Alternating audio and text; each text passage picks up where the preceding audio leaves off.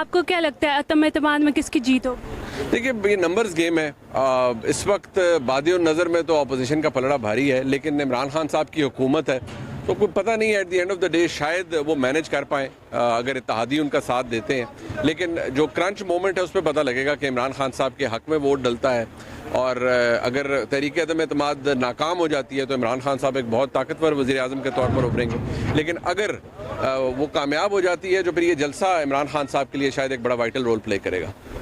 तो कल के जलसे के बारे में आप क्या कहना चाहते हैं? बेटा, जलसा अब आपके सामने, अब ये कल होगा तो पता चलेगा। इमरान खान साहब ने कहा है कि 10 लाख लोग इकट्ठे करेंगे।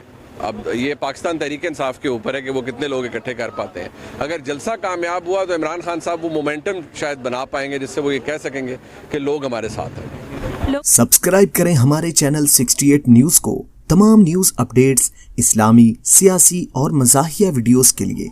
यहाँ आपको मिलेगा वो सब कुछ जो आप देखना चाहते हैं।